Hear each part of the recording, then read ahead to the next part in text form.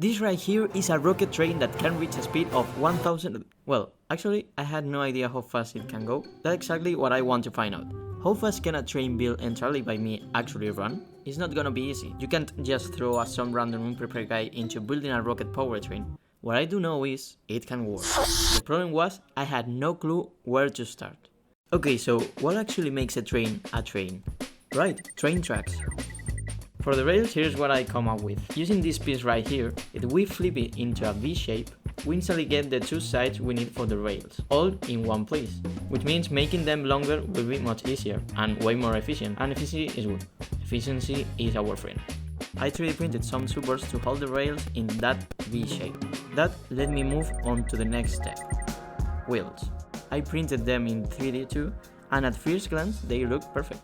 Train wheels are actually kinda weird. They are wider on one side than the other, which is what keeps them centered. And then they got this little wall on the edge, super important because it's what stops the train from derailing.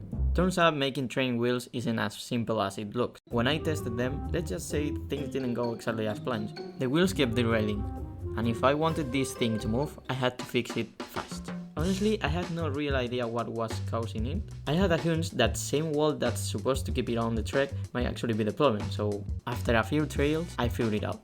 The wall was hitting the rail and forcing the wheels off. I could have reprinted a whole new set, but where's the fun in that? Instead, I just bolted the wheels together, stuck them in a drill, and slowly sanded the walls down until they were perfect. Finally, the wheels were ready. It was time to start building the main body of this rocket train.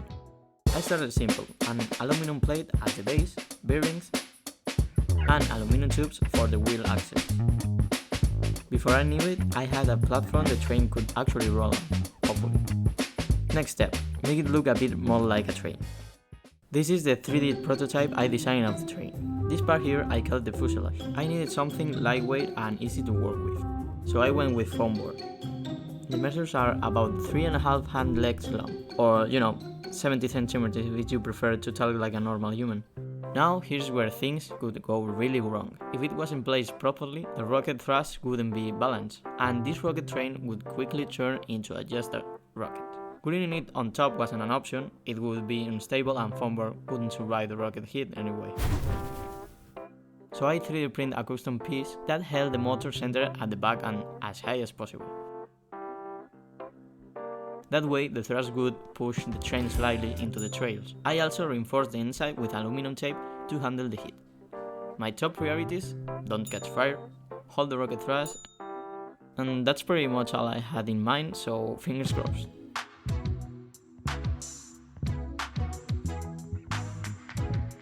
But for some reason, the train kept derailing. It looked super unstable, wobbling all over the place, and with the rocket forces coming in, wobbling isn't exactly great. Didn't matter what I tried. Wider wheels, longer axles, nothing worked.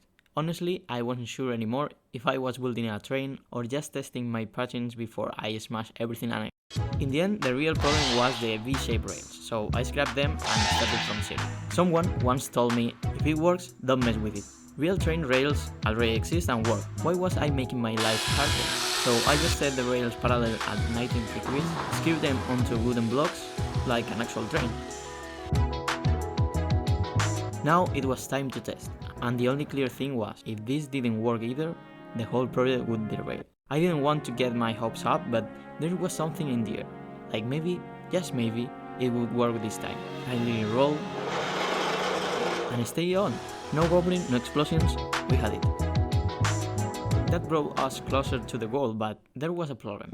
Look at it, doesn't exactly look fast, does it? And there's no way I could do the first rocket test with it looking like that. It looked amazing, but the real question, how fast would it go? Would it even survive the rocket? To find out, we came out here, far away from everything. To measure speed, I set up two sticks, at exactly 80 centimeters apart. With the camera shooting at 60 FPS, by counting how many frames it took the train to cross between the sticks, we can calculate its exact speed. Finally, everything was ready for the real test. 3, 2, 1...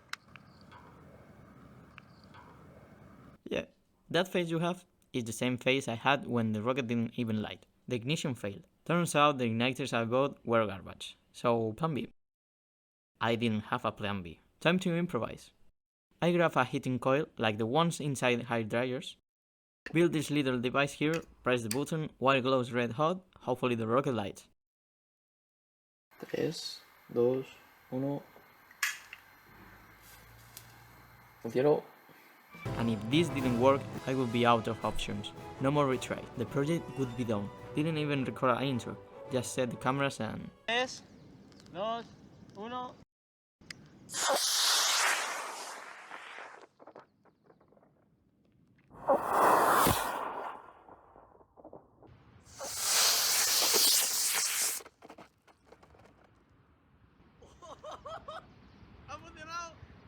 The train didn't exactly finish in one piece, but the speed? Let's check the footage.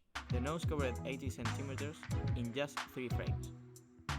At 60 FPS, that's about 0.05 seconds, which means 16 meters per second. About 58 kilometers an hour.